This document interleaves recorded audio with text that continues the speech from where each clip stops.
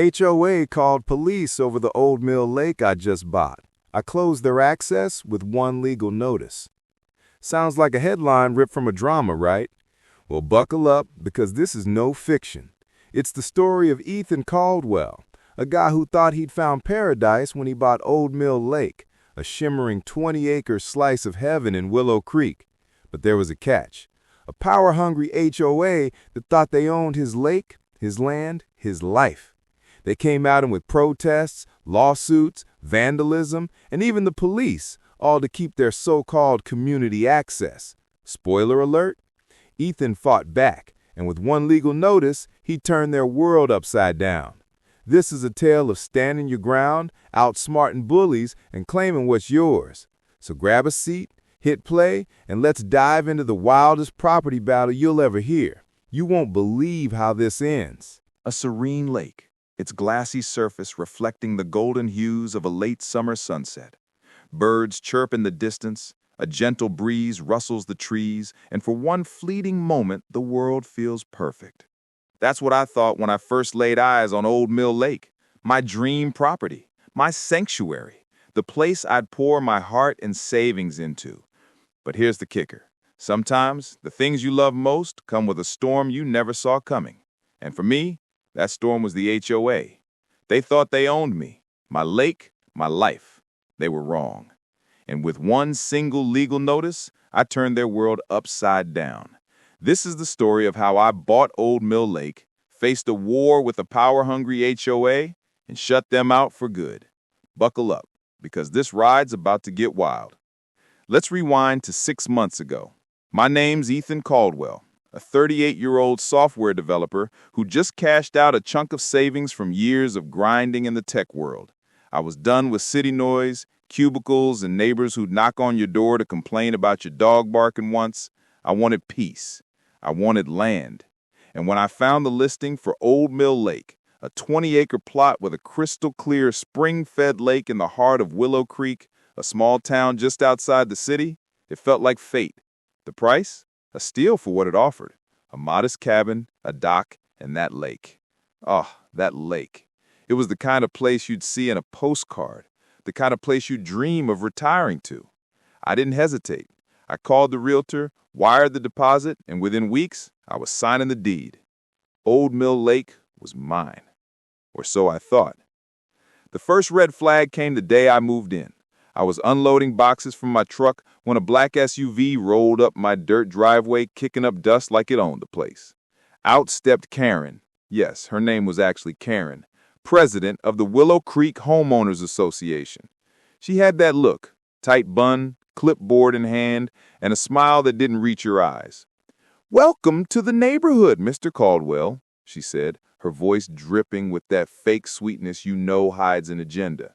"We're so glad you're here. I just need to go over a few community rules about the lake." I raised an eyebrow. Rules? About my lake? I read the deed. I own the land, the water, the dock, everything. But I humored her. "Sure, let's hear it," I said, leaning against my truck, arms crossed.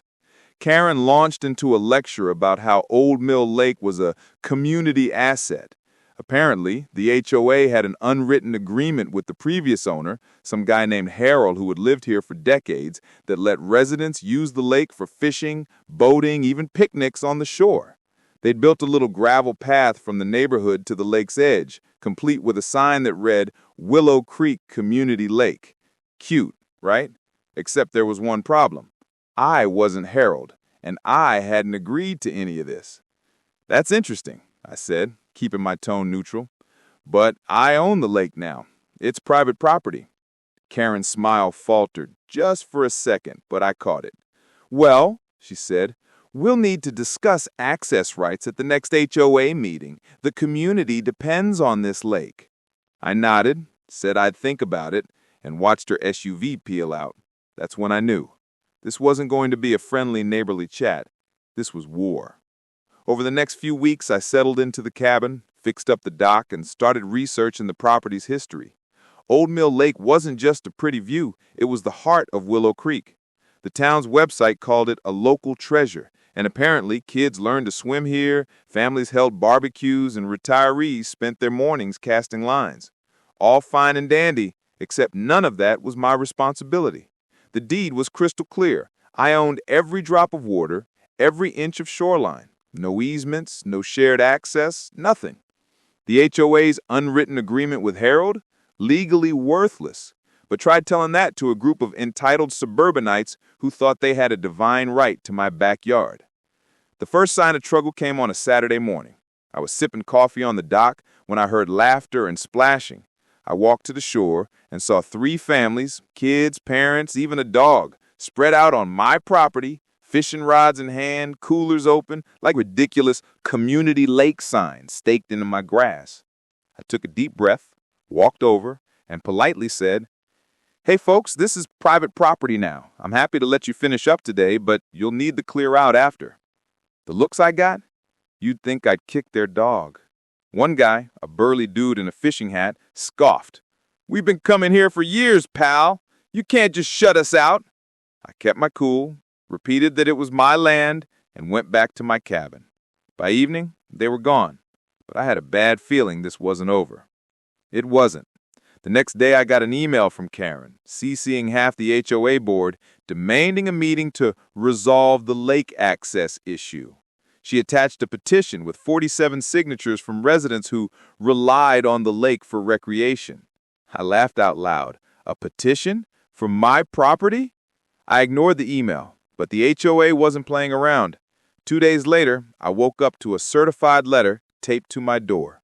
It was a formal notice from the HOA claiming I was violating community standards by restricting access to the lake and threatening fines if I didn't comply.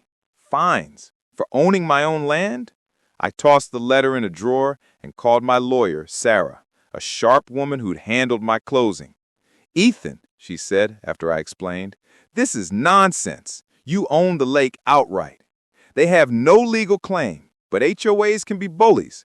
Let's nip this in the bud." Sarah sent a cease and desist letter to the HOA citing the deed and demanding they remove the path and sign from my property and stop harassing me or face a lawsuit for trespassing and defamation. I signed it, mailed it, and waited. I knew the HOA wouldn't go quietly, but I was ready for a fight. By now, word had spread in Willow Creek. Neighbors stopped waving when I drove by. Someone spray-painted "greedy" on my mailbox. And then there was the X post I stumbled across from a local resident.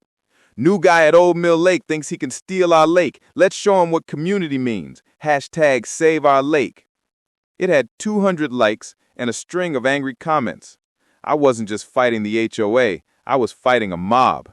But I had the law on my side, and I wasn't about to let a bunch of entitled busybodies ruin my dream.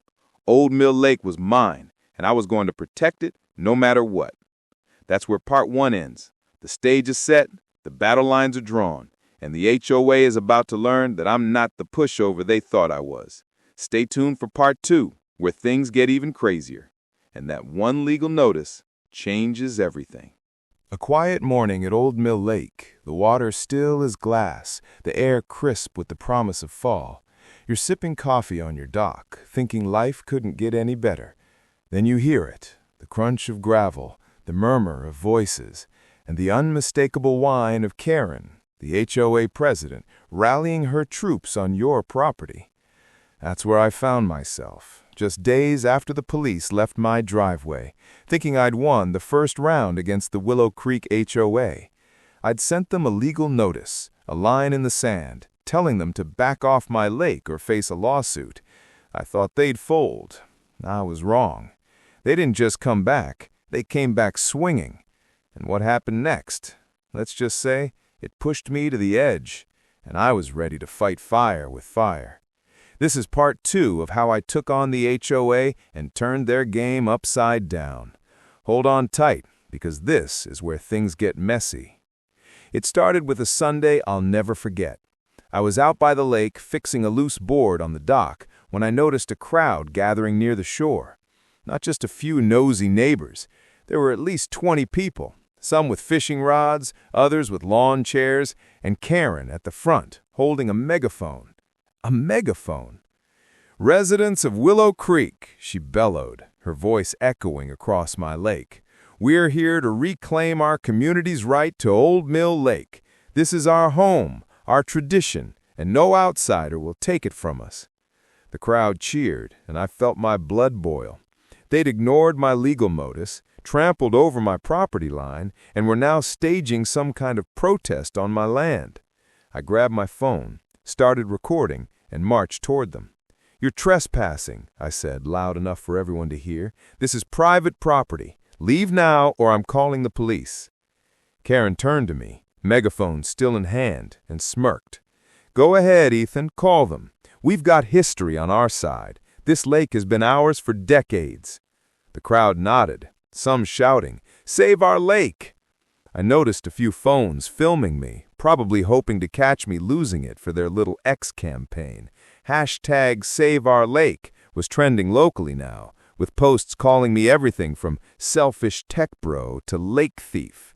I kept my cool, dialed 911 and explained the situation. The dispatcher sounded exasperated. Apparently the HOA had been blowing up their lines with complaints about me. She said officers are on their way. I stood my ground, staring Karen down as the crowd chanted behind her. This wasn't just about a lake anymore. It was personal. The police arrived, same buzz-cut officer from last time, Officer Daniels, with a younger cop in tow. He took one look at the crowd and sighed. "All right, folks, break it up. This is private property." Karen stepped forward, handing him a stack of papers. "Officer, we have documentation proving this lake is a community resource. We've used it for years." I couldn't believe her nerve. I showed Daniels my deed and Sarah's legal notice, which clearly stated my ownership and demanded the HOA remove their path and sign. He skimmed both sides' papers, then turned to Karen. "Ma'am, this deed is airtight. No easement, no public access. You need to leave." The crowd grumbled, but Karen wasn't done. She snapped, "We'll see about that." As she left, she leaned in close and whispered, "This isn't over, Ethan." I didn't flinch. I said, "Bring it on." I thought the police visit would be the end of it, but the HOA had other plans. The next morning, I found a new sign staked near the gravel path. Willow Creek Community Lake. Access temporarily restricted. Temporarily? They were delusional. I ripped it out, tossed it in my truck, and called Sarah. "They're not stopping," I told her. "They're acting like they still own the place." Sarah was calm but firm. "They're trying to wear you down, Ethan. HOAs do this. Bully people into submission. We need to escalate." She suggested filing for a restraining order against Karen and the HOA board, citing harassment and trespassing. I agreed, but I also wanted to hit him where it hurt. "What about the path?" I asked. "It's on my land. Can I block it?" Sarah paused, then said, "Legally, yes, it's your property, but expect pushback." I was ready for pushback. I was done playing nice. That afternoon, I rented a backhoe from a local contractor and got to work. The gravel path the HOA had built? Gone. I dug it up, piled the dirt high, and ordered a truckload of boulders to block the entrance from the neighborhood. By evening, a 3-foot mound of earth and rock sealed off their precious community access. I stood back, covered in dust, and felt a surge of satisfaction. Let's see them march onto my land now. But the HOA wasn't going to let a pile of rocks stop them. The next day, I woke to an email from Karen threatening legal action for unlawful restriction of community access. Infrastructure? It was a dirt path on my property. I forwarded the email to Sarah, who laughed. "They're grasping at straws," she said, "but we need to be ready. They might try something desperate." Desperate didn't even begin to cover it. 2 nights later, I was woken by a loud crash at 2 a.m. I grabbed a flashlight and ran outside, heart pounding. Someone had driven a pickup truck through my boulder barricade, scattering rocks and tearing up the ground. Tire tracks led back to the neighborhood, and a note was taped to one of the boulders. "You can't stop us." I called the police again, and Officer Daniels showed up, looking like he was ready to quit his job. "This is getting out of hand," he said, taking photos of the damage. "We'll look into it, but without witnesses or a license plate, it's hard to pin down." I knew it was someone from the HOA, probably one of Karen's loyal minions, but proving it would be tough. I installed security cameras around the property that same day, pointing at the former path and the lake's edge. If they tried anything else, I'd have them on tape. The X-posts were getting worse. #SaveOurLake had morphed into a full-blown smear campaign. Someone posted a blurry photo of me on the dock, captioned, "This guy thinks he's king of Willow Creek." Another claimed I was planning to drain the lake for profit. Draining it? I loved that lake. It was why I'd bought the place. But the lies were spreading, and I started getting anonymous voicemails. "You're not welcome here," one hissed. "Leave before things get worse," said another. I saved every message and sent them to Sarah. "This is harassment," she said. "We're building a strong case." But the HOA wasn't done escalating. The next bombshell came in the form of a lawsuit delivered by a process server who looked as uncomfortable as I felt. The HOA was suing me for unlawful restriction of community access and emotional distress to the residents. Emotional distress? I couldn't believe it. The lawsuit claimed the lake had been historically accessible and that my actions, digging up the path and blocking access, violated some vague community covenant. Sarah read the filing and snorted. "This is garbage," she said. "They're banking on you settling to avoid the hassle, but we're not settling. We're going to crush them." She filed a countersuit for trespassing, harassment, and property damage, citing the truck incident, the protest, and the ongoing smear campaign. She also pushed forward with the restraining order against Karen and the HOA board, arguing they were orchestrating a coordinated effort to intimidate me. By now, I was the town pariah. Neighbors glared when I went to the local grocery store. Someone keyed my truck in the parking lot, and the X-posts kept coming, with Karen retweeting every nasty comment about me. But I wasn't backing down. I loved Old Mill Lake, and I'd fight for it. Sarah and I were preparing for court when I got a call from an unexpected ally, a retired lawyer named Tom, who lived on the edge of Willow Creek. He'd seen the X-posts and heard about the lawsuit. "I dealt with Karen's HOA nonsense years ago," he said. "They tried to fine me for planting a tree they didn't like. I've got some dirt on them, financial records, meeting minutes. Want to meet?" I said yes, and that meeting changed everything. Tom showed me evidence of the HOA's shady practices, overcharging dues, misusing funds, and bullying people into compliance. It was ammunition, and I was ready to use it.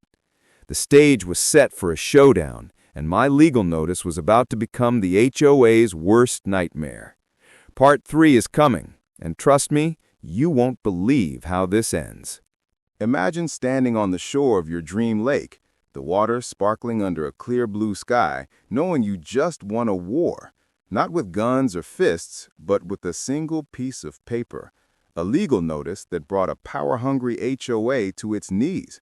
That's where I found myself, Ethan Caldwell, after months of battling the Willow Creek HOA over Old Mill Lake.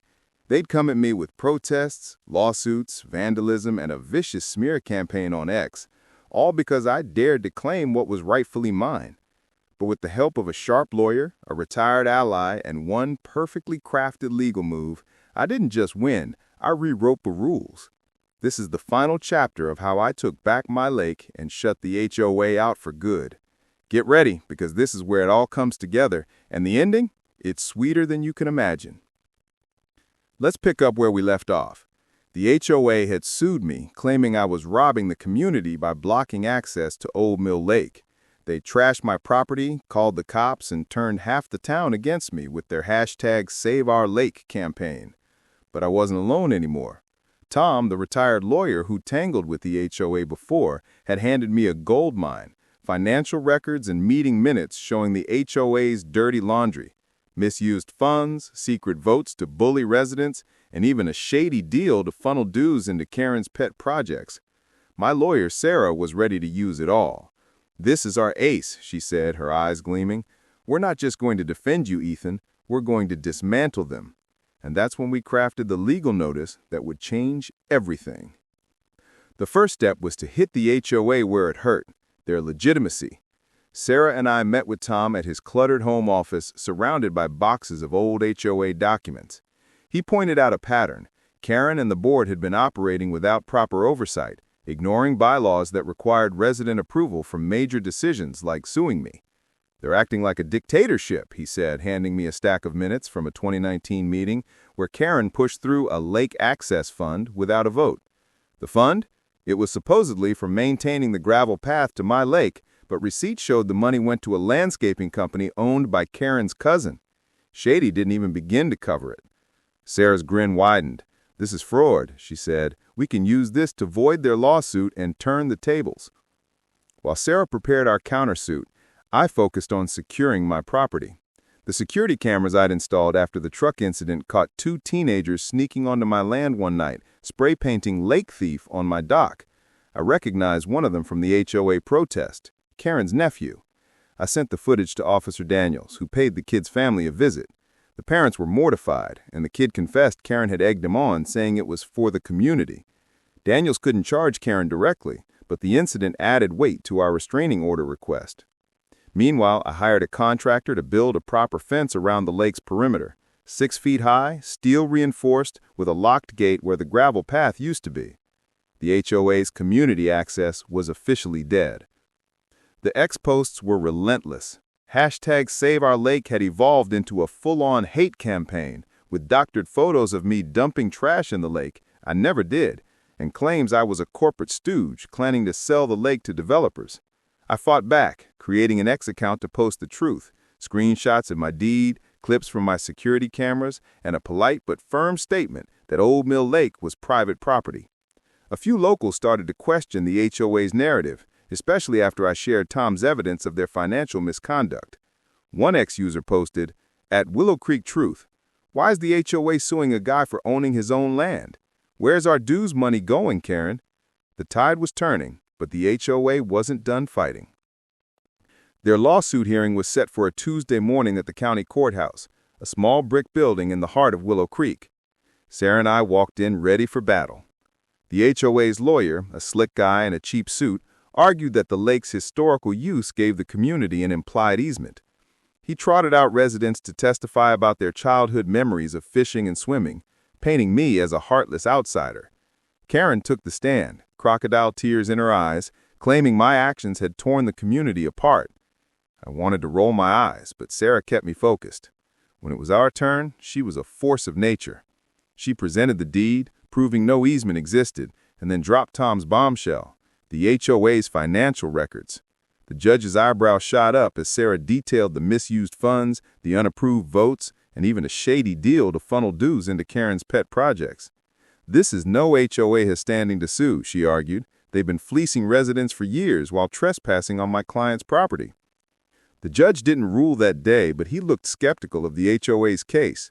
Sarah wasn't waiting for his decision, though. She'd been working on our secret weapon, a legal notice that would end the HOA's claim to my lake once and for all. The notice was a formal demand, backed by state property law, asserting my exclusive ownership of Old Mill Lake and ordering the HOA to cease all claims, remove any remaining signs, and pay for damages caused by their trespassing and vandalism. But the real kicker, it included a warning that we'd file a class action lawsuit on behalf of Willow Creek residents, using Tom's evidence to expose the HOA's fraud and demand an audit of their finances. I mailed it certified to every HOA board member and posted a copy on the community bulletin board outside the grocery store. The message was clear: back off or we'll bury you. The notice hit like a thunderbolt. Within days, X was buzzing with residents questioning the HOA's leadership. At Willow Creek Truth posted a scan of the notice, and it racked up hundreds of retweets. People started showing up at HOA meetings demanding answers about the Lake Access Fund and other shady expenses. Karen tried to spin it, holding a community unity rally by the lake's edge, outside my new fence, of course, but only a dozen people showed up and half were there to heckle her. I watched from my dock, sipping coffee as her megaphone rants fell flat. The restraining order was granted a week later, barring Karen and the board from contacting me or stepping foot on my property. The judge dismissed the HOA's lawsuit, citing lack of evidence for their easement claim, and ordered them to pay my legal fees. Sarah's countersuit was still pending, but the class action threat had residents ready to revolt. By now, the HOA was imploding. Karen resigned as president after a heated meeting where residents voted to audit the books. Tom stepped up as interim treasurer, uncovering more evidence of mismanagement, thousands in dues unaccounted for, including a consulting fee to Karen's husband. The new board, desperate to avoid a class action suit, sent me a letter agreeing to all my demands. No more claims to the lake, no more signs, and a public apology posted on X. They even offered to pay for the damage to my dock and driveway. I accepted, but I wasn't done. I donated a small plot of land near the lake, not the lake itself, but to the town for a public park, with strict rules that it couldn't be managed by the HOA. The gesture won over some neighbors, and the X-hate died down. Hashtag Save Our Lake faded, replaced by hashtag HOA Reform. Today, I'm sitting on my dock watching the sunset over Old Mill Lake. The fence keeps out unwanted visitors, the cameras are still rolling, and the water is as peaceful as ever. The HOA, they're a shadow of their former selves, scrambling to rebuild trust while I enjoy my slice of paradise. That legal notice wasn't just a piece of paper. It was a declaration that I wouldn't be bullied, that my dream was worth fighting for. And I fought I did. So here's the lesson. When you own something, whether it's a lake or your own peace of mind, don't let anyone take it from you. Stand your ground, get a good lawyer, and sometimes one bold move can change everything. Old Mill Lake is mine, and I'm never letting go. And there you have it, the epic showdown at Old Mill Lake, where Ethan Caldwell took on a ruthless HOA and won with a single game-changing legal notice. From protest to police, from vandalism to victory, this story proves one thing. Never let anyone steal your dream, especially not a bunch of clipboard-wielding busybodies. If you love this roller coaster, smash that like button to show some love. It helps us bring you more stories like this. And don't forget to hit subscribe and ring the bell so you never miss the next battle. Drop a comment below. Would you have fought the HOA like Ethan, or do you have your own story of sticking it to the man? Let's keep the conversation going. Thanks for watching, and we'll see you in the next one.